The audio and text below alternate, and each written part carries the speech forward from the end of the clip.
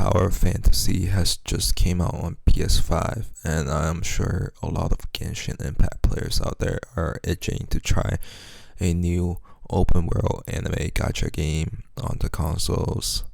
Now that Tower Fantasy is out, we can finally try something new. Tower Fantasy is really cool. It has many features that Genshin Impact players doesn't have right now, especially some quality of life features that Genshin players are looking for that Hoyoverse has not and does not want to put into Genshin. Skip button. Now, I'm not here to bash on Genshin Impact because Tower Fantasy has many flaws, but it also has many good refreshing features as well. The gameplay. Now, Tower Fantasy is a gacha game, so I want to explain the most important aspect of the game to you first.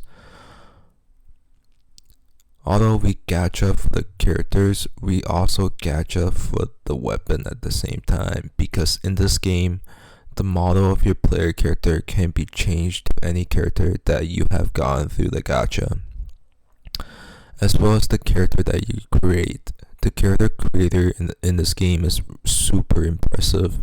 The player can also share their creations with others too. I'm using this character that's looking like Itachi right now. Anyway, we can also pull from matrices. They are chips that can be used to up the specs of your characters and weapons. You can use 4 of them at a time. They have SR ranks and SSR ranks as well. The matrices can be grinded in the game in the many endgame contents that Tower Fantasy has to offer as well.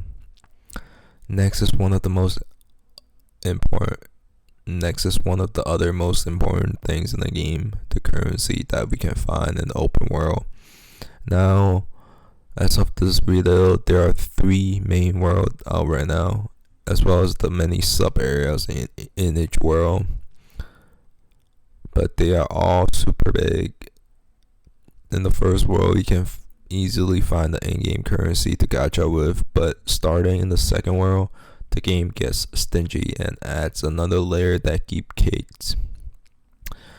The game gets stingy and adds another layer that gatekeeps the pool currency. The second world gives out a new currency that we can use to gacha for the real currency.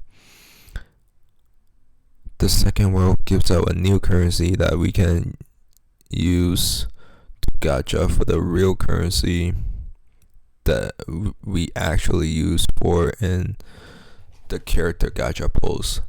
This sounds really bad, but I think the game does make up for it by giving out a lot of pull currencies in the events. There are at least 30 to 40 that is being given out in the anniversary event right now. And I was able to grind out about 160 pulls in the first week, so that's pretty good.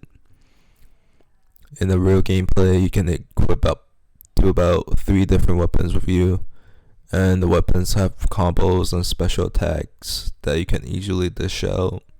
Now, the weapons that's been out for since the game's been released in the PC version is pretty bland, and the animation is not that good, but the new weapons that are out with the character in the third world are really cool. The animations are spectacular.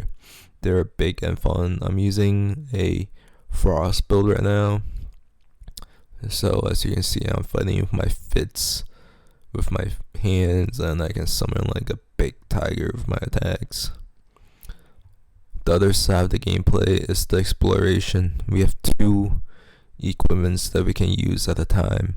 One of them is the jetpack that we can use to fly throughout the world. The other equipment we can use is one that we can use to interact with. The other equipment we can use is one that can be used to interact with the world. For example, we can use that equipment to unlock currency chests. This brings some variety to the gameplay. We can also use a vehicle at any time, so that speeds up the exploration at times as well.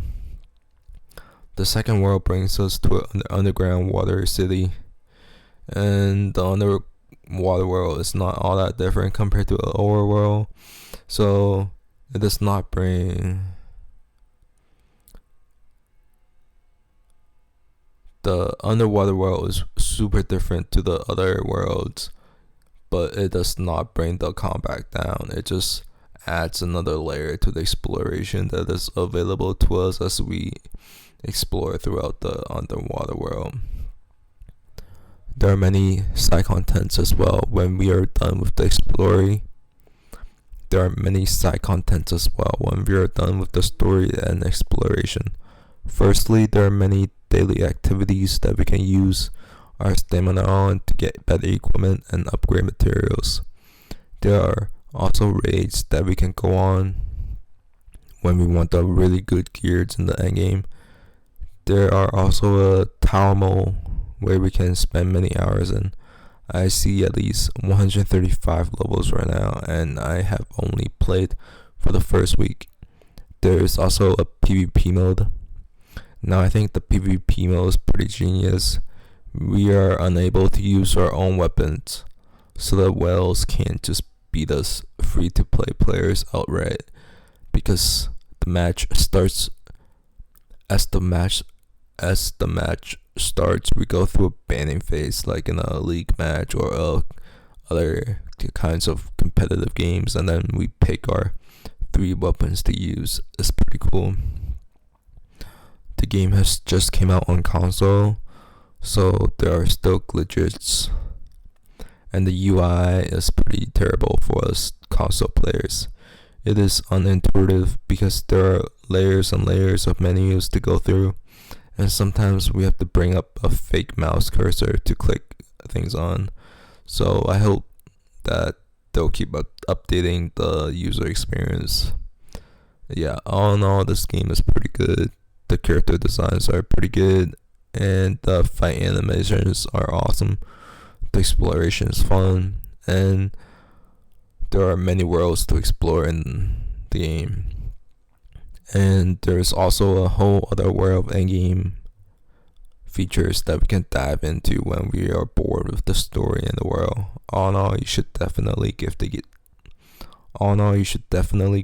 game a try.